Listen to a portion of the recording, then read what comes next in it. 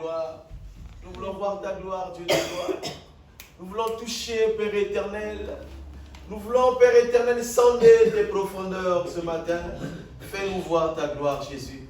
Fais-nous voir ta gloire. Père éternel, pour tous ceux qui sont malades, que tu touches, ô Père éternel, afin que la guérison soit leur partage. Pour tous ceux-là qui vivent des moments difficiles, Jésus, que tu visites chacun. Alléluia, afin que ton nom soit glorifié, Jésus. Dans chaque famille sur la terre, dans chaque famille qui traverse ces périodes, ô Père éternel. Jésus, merci. Merci pour ta présence, ô Jésus. Nous te glorifions, Père éternel. Nous voulons voir ta gloire ce matin. Alléluia.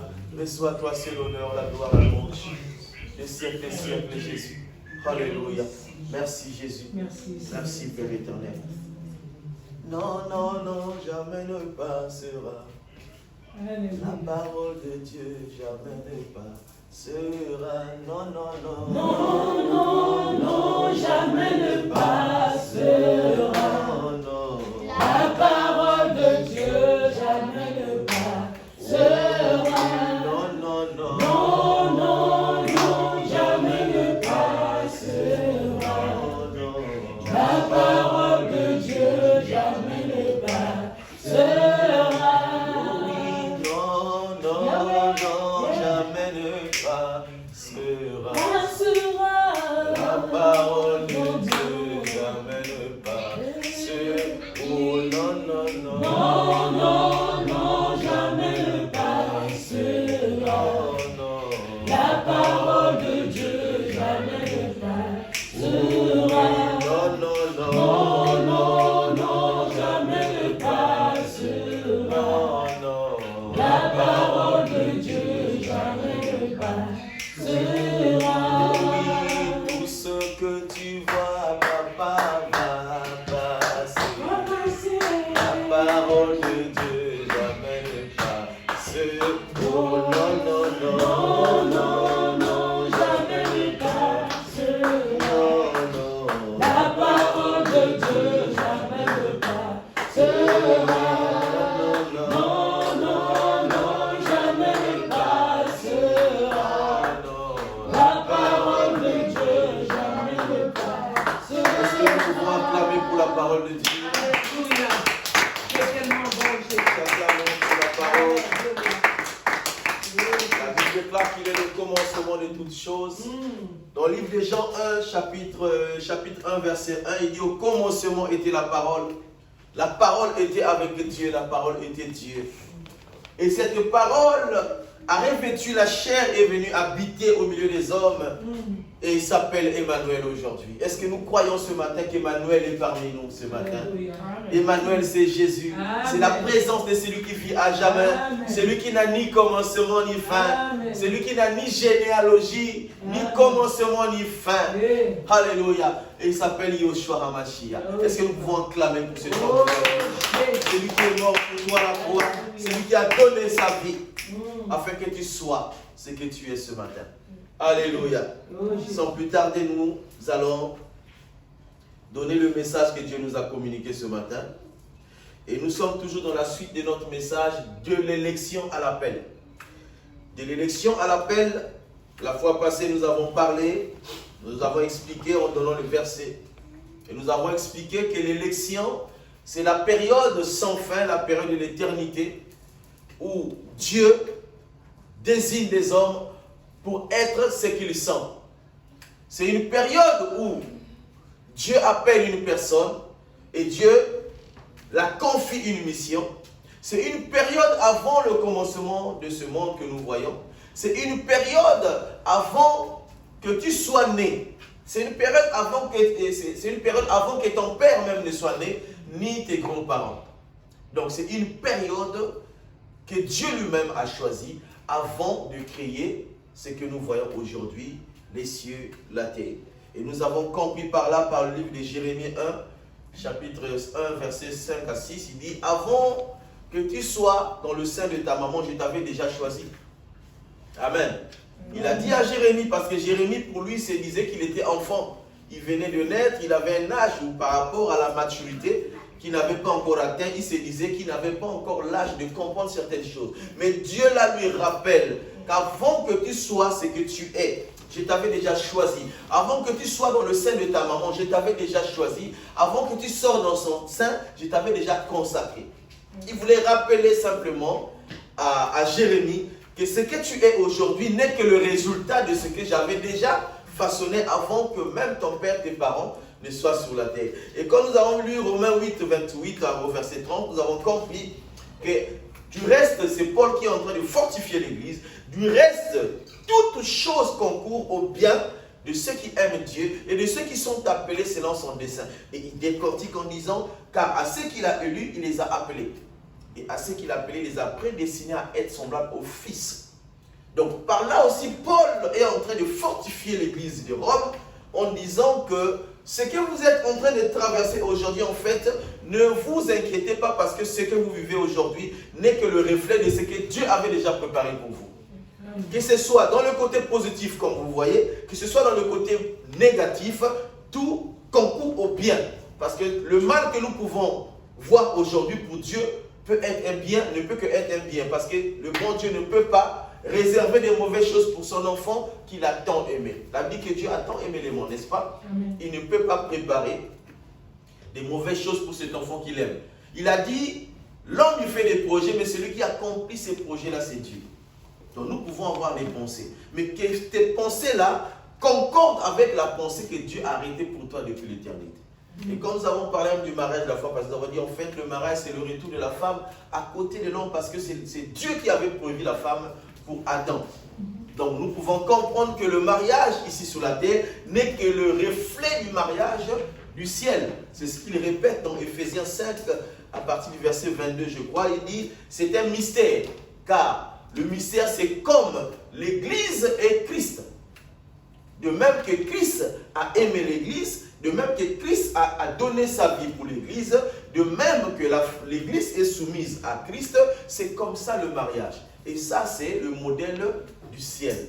Et nous avons lu Ephésiens aussi, chapitre 1, verset 4.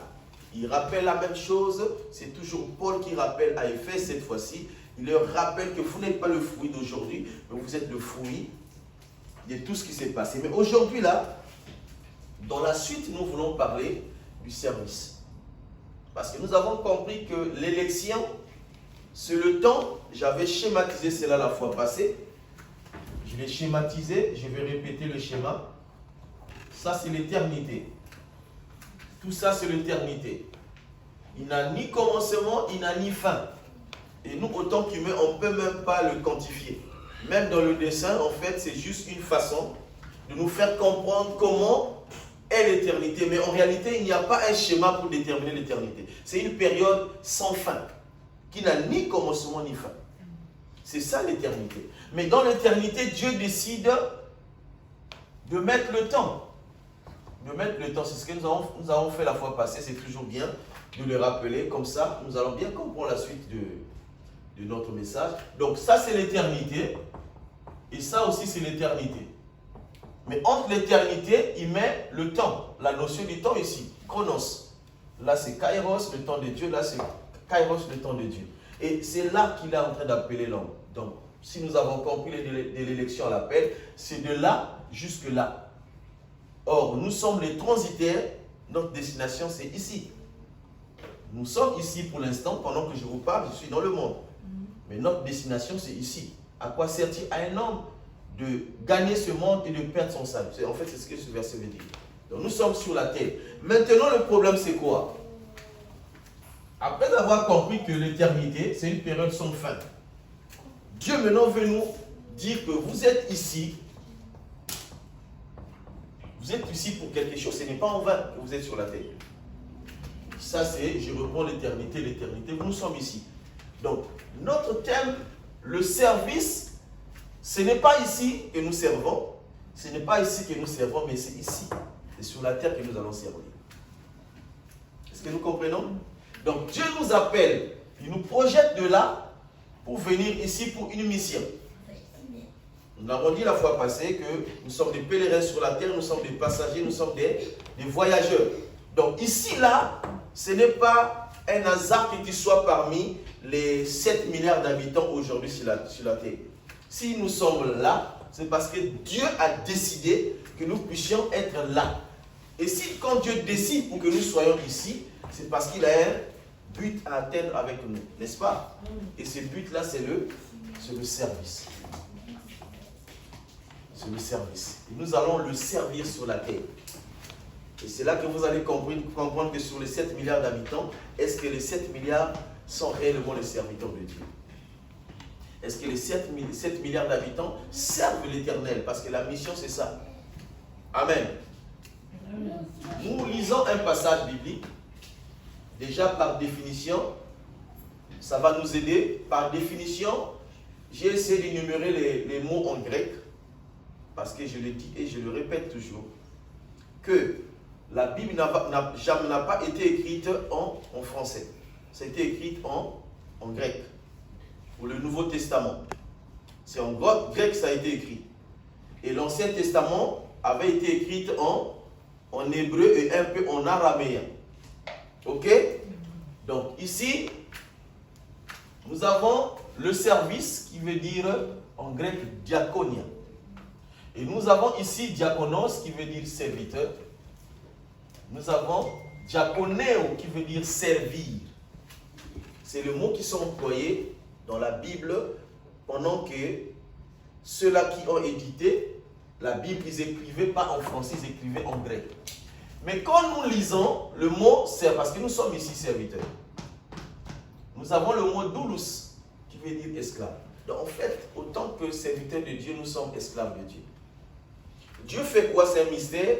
Il nous délivre de la captivité, de l'esclavage. C'est un peu la préfiguration du peuple d'Israël qui sort de l'Égypte pour être sauvé. Il sort de l'esclavage, donc des mains de Pharaon, mais en fait, il sort des mains de Pharaon pour aussi être esclave de Dieu. À la différence, c'est que servir l'Éternel, il y a des avantages. Or, quand ils servaient Pharaon, il n'y avait pas d'avantage. C'était la servitude, ils n'avaient pas de salaire, ils n'avaient aucune promesse. Mais nous, notre esclavage dans le Seigneur, nous avons tellement de promesses. Nous avons la première promesse, c'est la vie éternelle.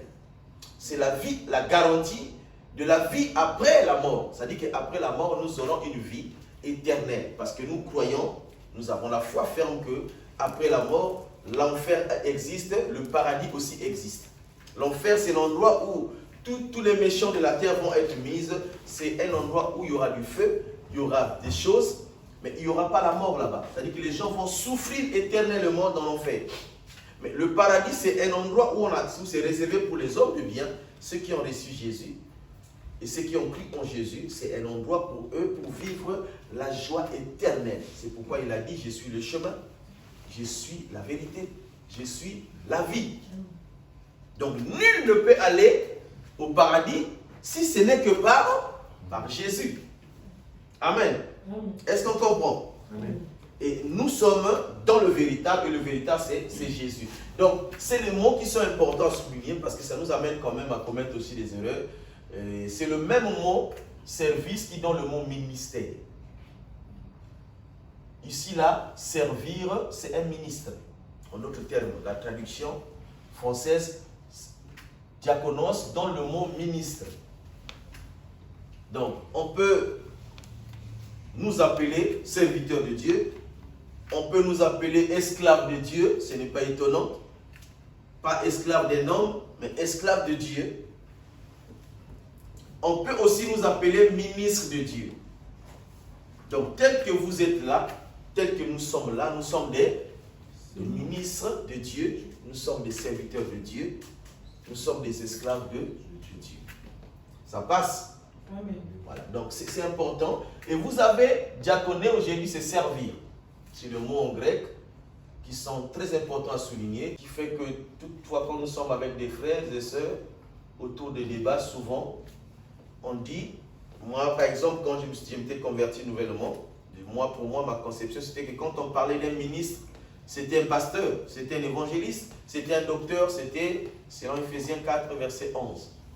En réalité, quand j'ai approfondi ma méditation, quand j'ai approfondi mes études dans la Bible, j'ai compris que ce n'était pas Il n'y avait pas que les pasteurs et les évangélistes qui pouvaient s'appeler les ministres. Les ministres, c'est tous ceux-là qui ont quitté le monde pour servir Jésus. Ils sont ministres de Dieu, ils sont esclaves de Dieu.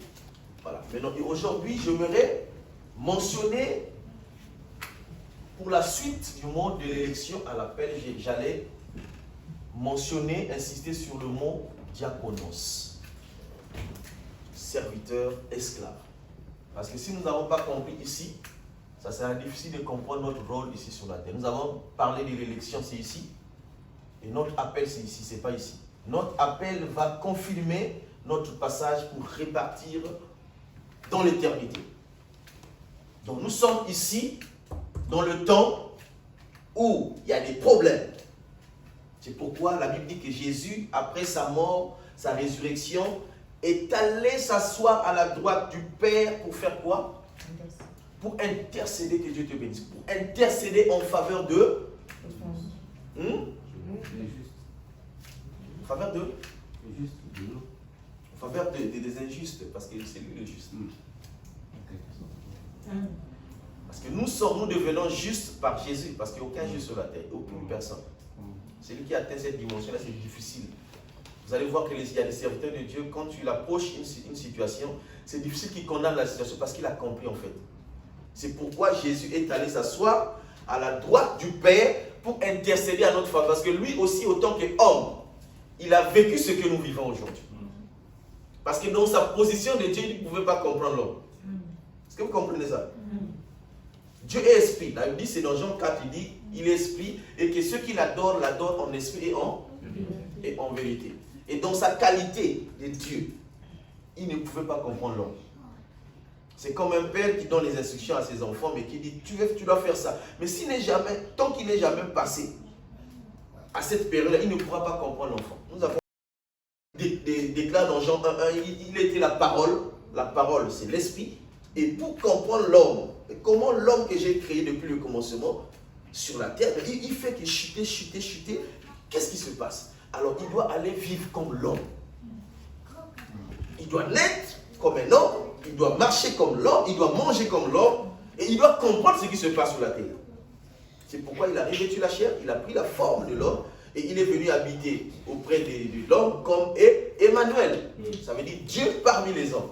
A marché comme un homme, a eu faim comme un homme, a eu les envies comme les hommes, et est allé à la croix finalement, il a compris, c'est pas quand même facile. Si nous revenons en arrière dans le livre de Genèse, nous allons comprendre que même les anges qui ont été envoyés sur la terre, arrivés sur la terre, il y a des anges qui ont démissionné. Ils ont péché. Quand nous entendons dans la Bible les fils d'Anak, les géants, la race des géants, on le voit beaucoup plus du côté de la Russie aujourd'hui. Ils sont beaucoup plus de ce côté. Et quand nous lisons même dans le livre de Genèse, nous comprenons que c'est une famille de la race, du mélange entre les anges et les filles qui étaient sur la terre. Les fils d'Anak. Donc, ils sont venus, ils ont vu dire, mais l'homme a des avantages. Nous aussi, on n'a pas ça. Tu vois? Et Jésus, étant homme, aussi a vécu la douleur, a vécu la calomnie, les problèmes. Il a dit, non, l'homme quand même, malgré ces lois qu'on a mis là, non. On pouvait voir ça d'une autre manière. Ça, c'est avec mes mots que j'utilise, parce que lui, les dieux, il connaissait tout avant. Tu comprends? C'est pour nous faire comprendre qu'aucun homme n'est parfait. Et lui, le seul qui est venu, il a traversé cette période sans péché. Et il est allé, maintenant, il s'assoit à la droite du Père pour intercéder. Intercéder, c'est prier en faveur d'eux. Donc, il prie pour nous qui sommes sur la terre. C'est pour dire que, mais quand même, vous vivez des moments difficiles quand même. Ça, c'est invivable ce que vous traversez. Donc, qu'est-ce que je fais? Parce que son Père n'aime pas le péché. Dieu n'aime pas le péché. Quand Dieu voit le péché, il dit quoi? Il tourne son dos. Donc, quand il tourne son dos, ça veut dire que nous sommes à la merci de Satan. Comme ça, on dit que nous sommes privés de la gloire de Dieu. Quand quelqu'un pêche, il est privé de la gloire de Dieu. Privé de la gloire de Dieu, ça veut dire que Dieu n'aime pas le péché, il ne te regarde pas. Jésus à la croix, il a dit, mon Père, pourquoi m'as-tu abandonné? C'est dans le même contexte. Dieu ne pouvait pas regarder Jésus comme ça. Parce que Jésus était très péché de toute l'humanité. Dieu a fait quoi? Il a tourné le dos. Vous comprenez? Et Jésus, homme, autant qu'homme, ne pouvait que réagir. Parce qu'il savait que son père était le créateur, alors que c'était lui-même le père. Vous savez ça? C'est pourquoi il n'y a personne ne peut être comme lui. Donc, dans le contexte que nous sommes en train d'expliquer, serviteur veut dire ministre de Dieu. Et ministre de Dieu, nous allons lire un passage. Nous sommes dans le livre des Actes des Apôtres, chapitre 6, et 1 au verset 6. En ce temps-là, le nombre des disciples augmentant, les ministres murmurèrent contre les Hébreux, parce que leurs veuves étaient négligées dans la distribution qui se faisait chaque jour. En ce jour-là, le nombre des disciples augmentant, et les hellénistes murmurèrent contre les Hébreux, parce que leurs veuves étaient négligées dans la distribution qui se faisait chaque jour. Attends, on va expliquer ça. Les hellénistes, c'est une famille. Les hellénistes et les Hébreux. Les hellénistes sont ces Hébreux-là qui étaient partis en captivité. Ils ont passé des années là-bas. Et maintenant, ils ont pensé qu'il fallait retourner parce qu'il y avait la paix. Nous sommes du Congo-Brazzaville, n'est-ce pas? Moi, je suis du Congo-Brazzaville. Il y a des gens qui sont ici en France parce qu'ils ont fui la guerre. Ils ont mis les enfants ici au monde. Et les enfants ont grandi qui n'ont jamais vu le Congo. Mais qui savent qu'ils sont congolais. Et à un âge donné, maintenant, ils pensent rentrer chez eux. En rentrant chez eux là-bas, ils ne parlent pas du Congo, ils ne parlent pas lingala, ils ne parlent que français. Et arrivés là-bas, on ne les considère pas comme les Congolais purs.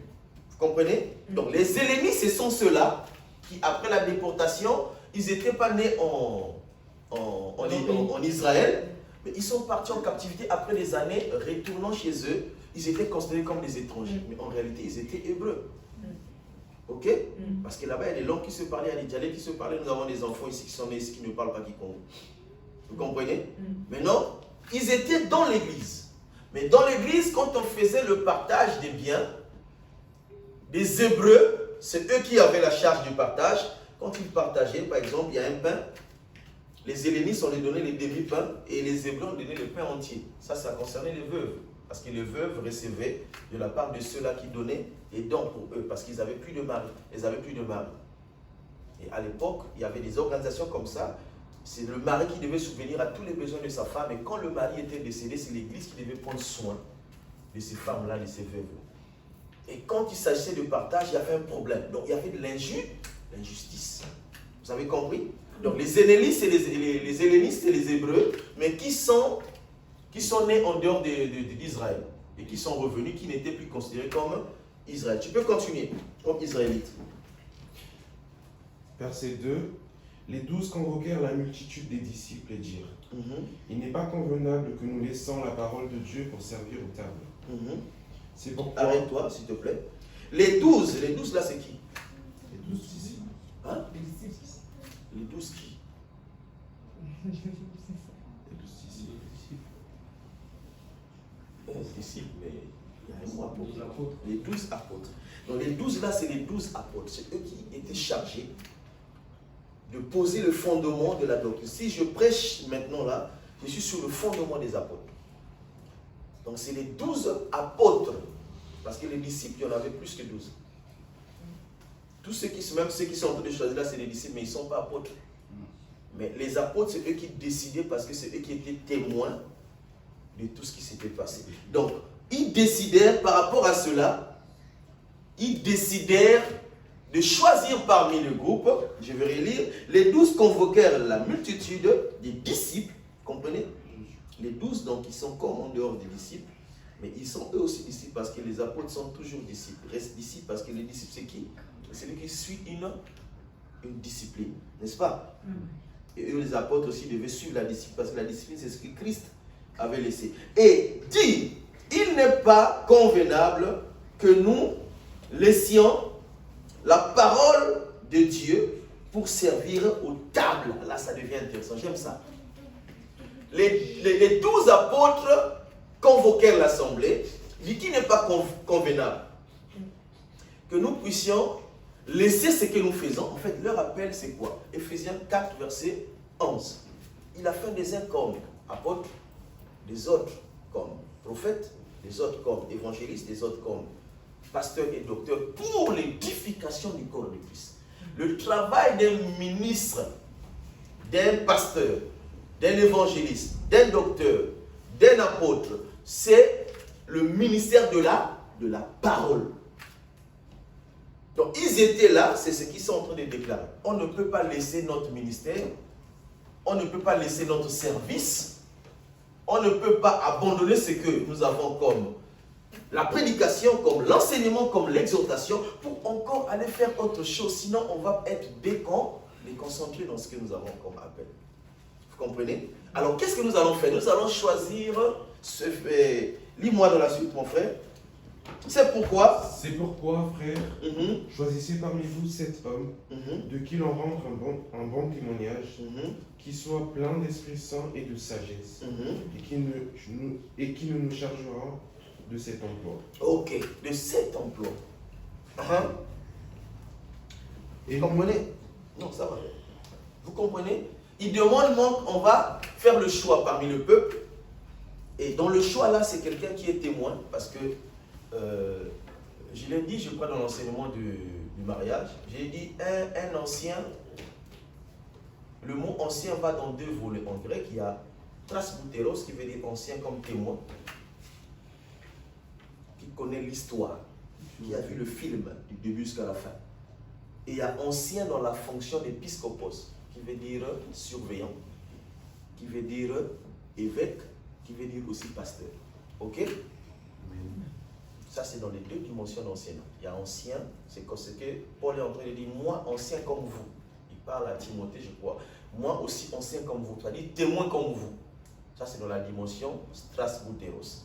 Et c'est important. C'est-à-dire que vous, tel que vous êtes là, vous êtes des anciens et des anciennes. Parce que vous êtes témoins de ce qui se passe. Mais pas dans les fonctions d'enseignant comme épiscopos. Donc, le choix devait être dans l'assemblée de 7 personnes qui étaient anciens déjà, qui avaient un bon témoignage et qui connaissaient bien l'histoire, parce que celui qui ne connaît pas l'histoire, c'est pourquoi Paul insiste, jamais nommer un nouveau converti. Celui qui vient d'arriver, qui n'est pas encore assis, qui ne connaît pas encore bien l'histoire, si vous le nommez, c'est aujourd'hui le problème dans les assemblées. Parce que c'est mon fils, parce que c'est mon proche, c'est souvent les offrandes. Parce qu'on peut directement convaincre la personne pour nous donner les sous, n'est-ce pas? Et vous voyez, dans les organisations des assemblées, si vous remarquez beaucoup plus, celui qui est chargé des offrandes, c'est celui-là qui est proche du pasteur. Ce n'est pas convenable. Amen. Donc, c'est une personne c'est le choix qu'il est en train de demander, celui qui est déjà ancien à l'église, et celui qui connaît l'histoire de l'église, et ne pas être un nouveau converti, celui qui connaît toute l'affaire déjà. C'est un ancien qu'on va choisir à l'église, mais qui n'est pas ancien dans la fonction d'épiscopos. C'est bon? Christ, tu continues, s'il te plaît. Verset 4. Nous continuerons à nous appliquer à la prière et au ministère de la parole. Nous allons continuer à nous appliquer au ministère de la parole. De la prière et la parole. C'est clair là? Ok? Donc ils vont continuer, ils ne veulent pas faire 2-3 fonctions, ils veulent rester concentrés dans l'appel que Christ leur avait donné. Leur appel c'était de vocation. Voilà, la vocation ou l'appel, c'est la même chose, c'est ça. L'appel ou la vocation. Vocation en latin, vocation. C'est aussi l'appel en français. Dieu te bénisse. Donc, pour rester dans leur appel ou dans leur vocation, il fallait choisir d'autres personnes pour faire la même chose. Et plutôt autre chose. C'est comme je suis en train de parler, pendant que je suis en train de parler, il y a quelqu'un qui est en train de filmer, il y a quelqu'un qui est en train de faire la lecture. Mais je ne peux pas faire les 3 en même temps. Il y a que Christ qui a joué le rôle de Père, du Fils et du Saint-Esprit. Aucun homme ne peut le faire. On ne peut pas. Sinon, il faut choisir une femme pour cuisiner pour toi, pour faire tout ce que nous voulons. L'homme ne peut être incapable de tout faire. Il faut qu'il y ait toujours quelqu'un d'autre. Tu vois? Donc, dans le service, je suis dans le service. Nous sommes là, le ministère du diaconos. Et nous allons comprendre quelque chose de très, très important. Et continue, mon frère. Cette proposition plut à toute l'assemblée. Cette proposition plut à toute l'assemblée. Ils élurent Étienne, homme plein de foi et d'Esprit Saint, Philippe, Prochor, Nicanor, Timon, Parménas, et Nicolas, prosélyte d'Antioche. Donc, ils élurent Étienne, homme plein de foi et d'Esprit Saint. Vous allez comprendre que c'est un ancien. Il n'y a qu'un ancien dans l'assemblée pour avoir la foi, parce que la foi, on sous-entend quelqu'un qui a déjà bien écouté la parole de Dieu, qui a fait asseoir la parole. Parce que la foi vient de ce qu'on entend, et ce qu'on entend vient de la parole de Dieu. Donc, on ne nomme pas quelqu'un qui n'a pas la foi, sinon un jour, il va se battre avec l'autre. Nous avons vu, hein, on voit dans la télé, parfois on entend que quelqu'un s'est battu en plein culte. Parce que la foi n'est pas fondée. Quelqu'un qui a la foi, qui est rempli du Saint-Esprit, même si quand la colère monte, le Saint-Esprit le calme. Il dit non, ça ne fait pas ça. C'est pas bon. Ok? Donc, il devait choisir quelqu'un qui avait la foi ferme et quelqu'un qui était rempli du Saint-Esprit. Ce n'est pas le Saint-Esprit à moitié, mais rempli du Saint-Esprit, plein du Saint-Esprit. Parce qu'on peut quantifier le Saint-Esprit dans la vie d'une personne, n'est-ce pas? Ok. Et nous sommes la race de celle-là que le vase déborde. Donc rempli et débordé. Tu peux continuer, frère. Verset 6. Ils les présentèrent aux apôtres qui, après avoir prié, leur imposèrent les mains. Ils les présentèrent aux apôtres qui, après avoir prié, leur imposèrent les mains. Qui les avait présentés aux apôtres?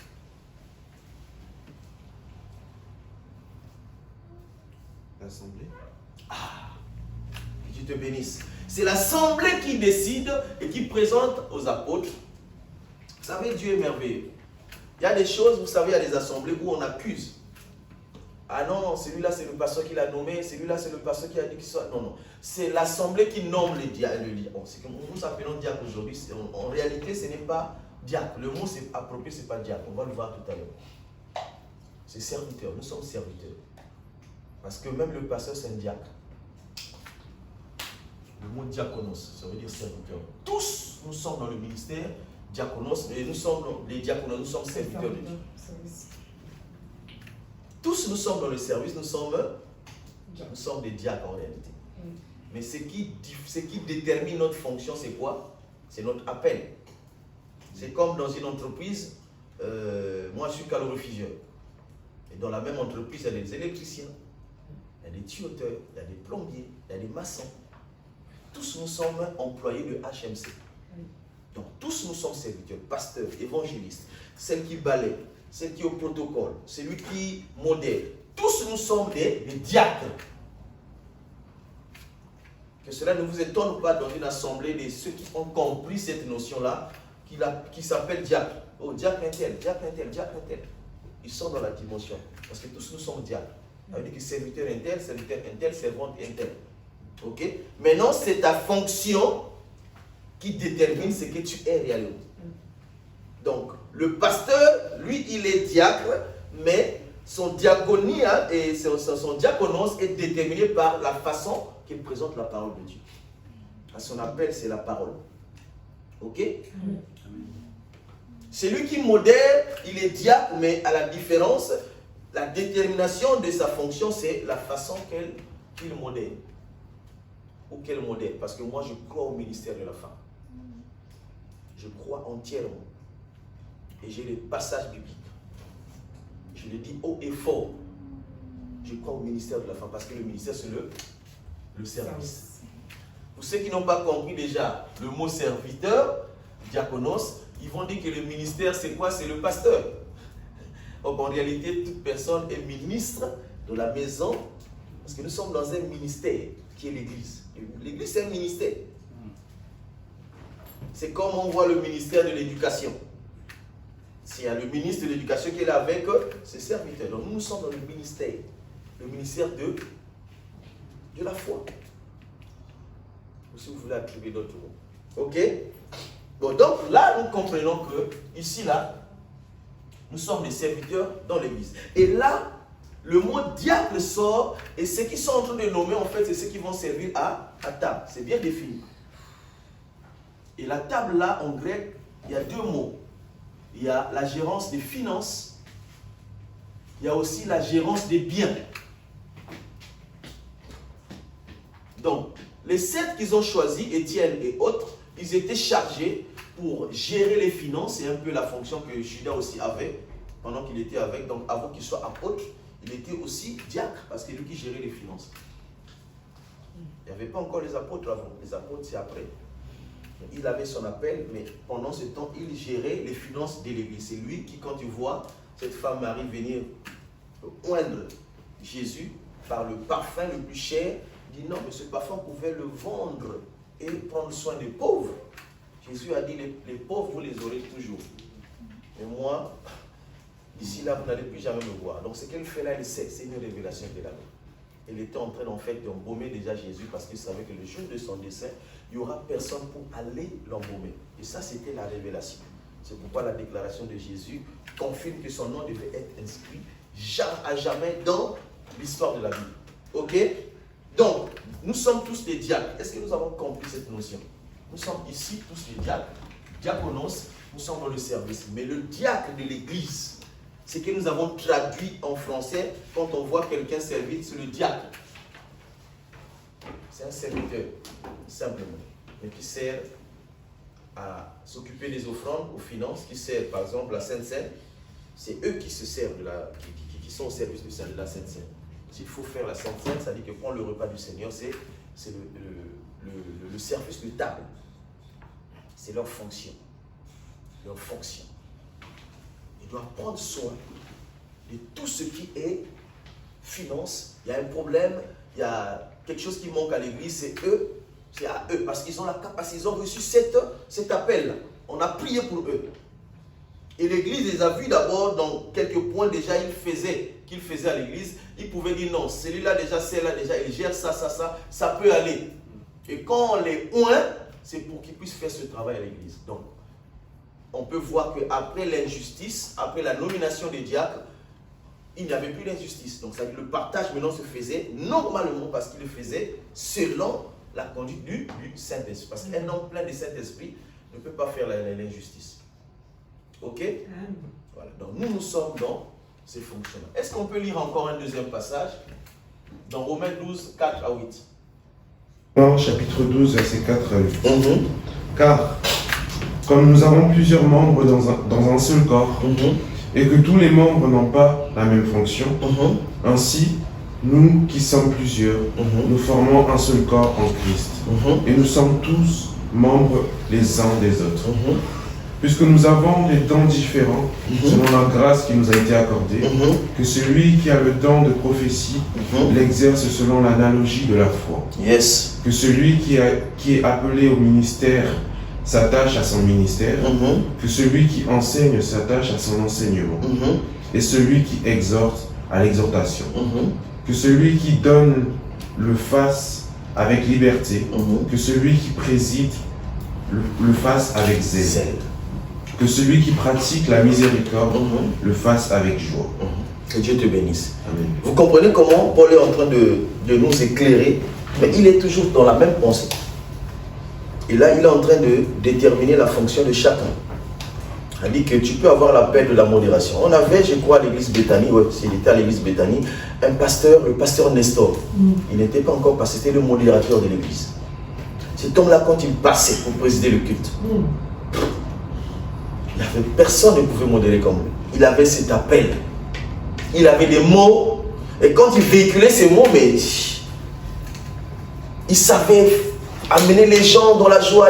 Il savait comment calmer les gens.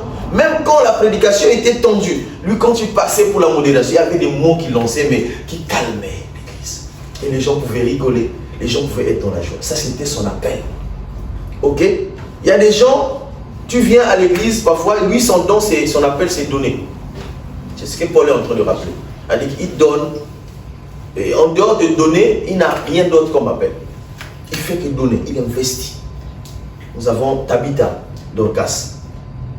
Son appel, c'était de faire du bien aux femmes veuves. Elle faisait que pour les habits, les tuniques pour les veuves. C'était son appel. Amen.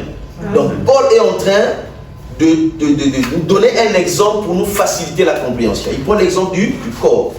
Le corps a plusieurs membres. Est-ce qu'on peut dire qu'il y a un membre du corps qui soit moins utile dans le corps? C'est impossible.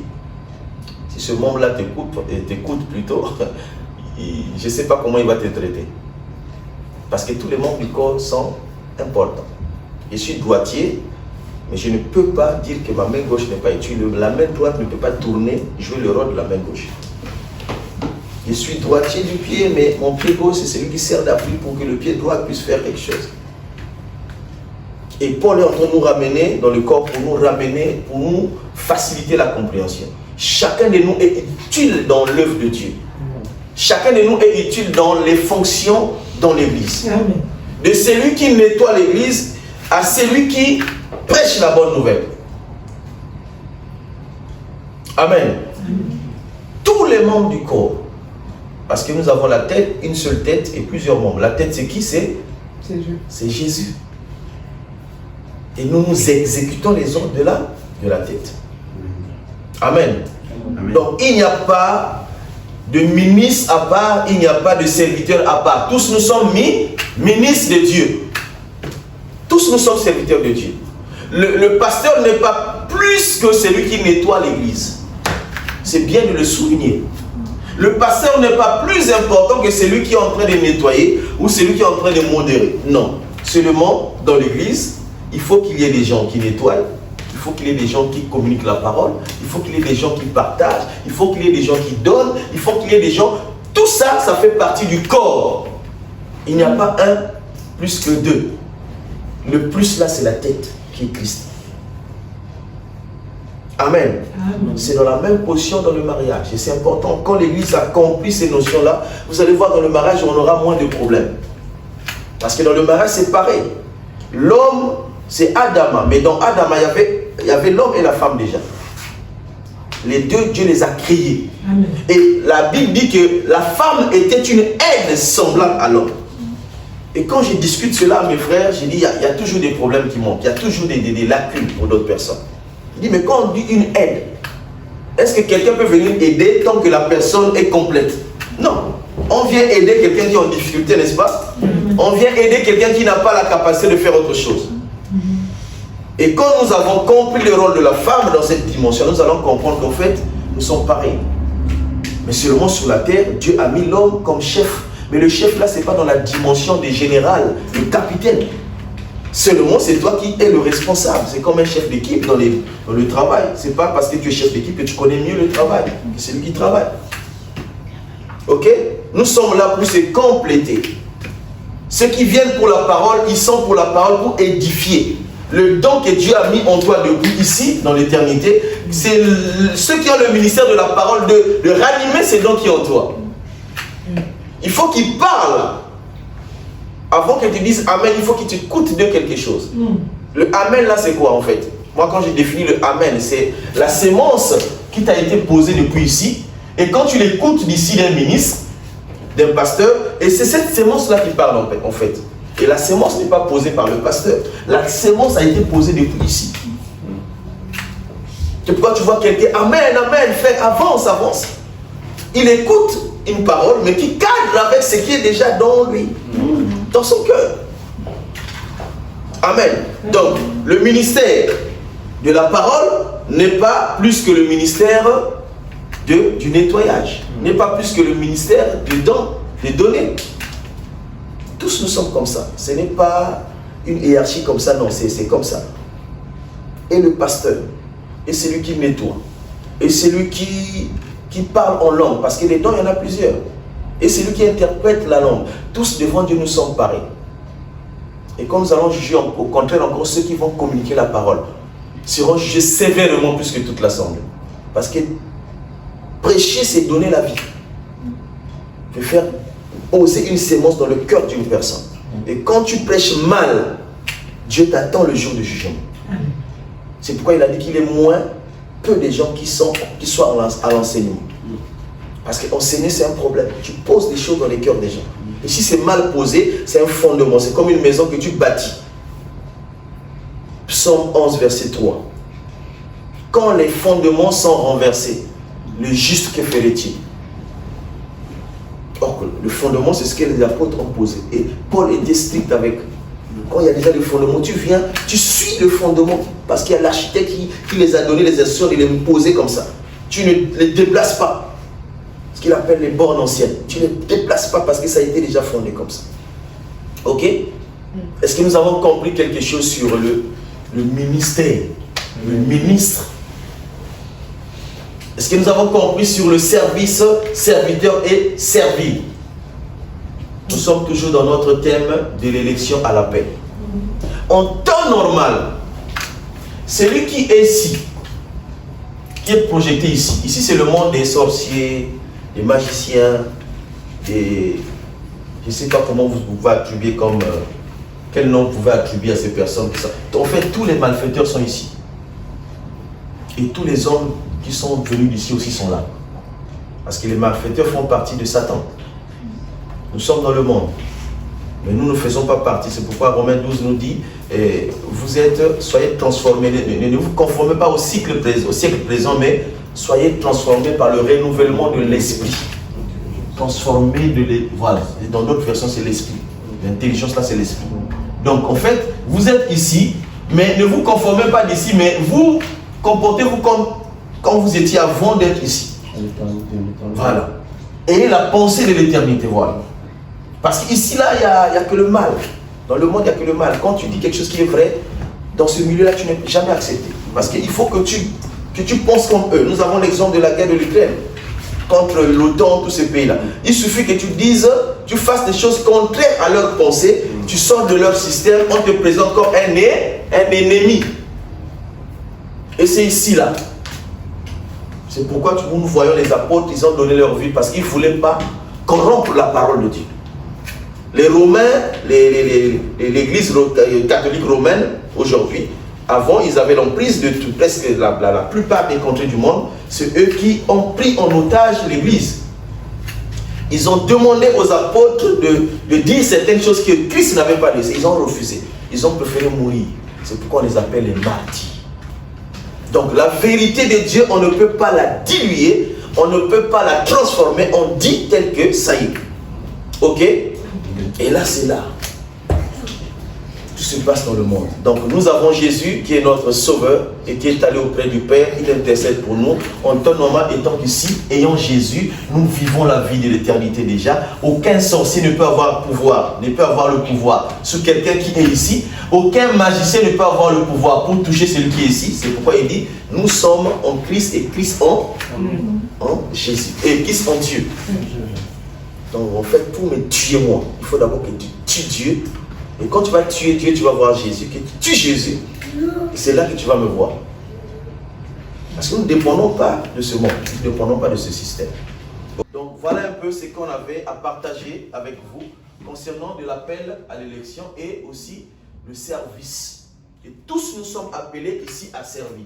Il n'y a pas un appel sans fonction. Il n'y en a pas, ça n'existe pas avec l'Éternel. Même dans nos sociétés que nous travaillons, ça n'existe pas. Quand tu signes un contrat, c'est pour travailler et le travail va dépendre par rapport à ce que tu as eu comme formation. Et ce que nous faisons là, c'est la formation. Ça veut dire qu'il y a des dons, il y a des talents, il y a des ministères qui sont dans mon cœur, mais pour que ces ministères-là travaillent, il faut que tu écoutes la parole de Dieu. Parce que pour le jugement, pour nous les chrétiens, le jugement sera basé à base de ce que nous avons fait comme activité sur la terre. Qu'est-ce que tu as fait pour Dieu? Le don que tu avais. Nous avons la parabole des talents. Il y en a ce qui a reçu 5, 2 et 1. On ne garde pas le don que nous avons. Chacun de nous a un don. Vous avez un don que moi je n'ai pas. Et il faut qu'il y ait tous ces dons-là pour contribuer pour l'avancement de l'œuvre de Dieu. C'est tout ça le corps de Christ. Que Dieu te bénisse. Est-ce qu'on peut acclamer pour la parole de Dieu?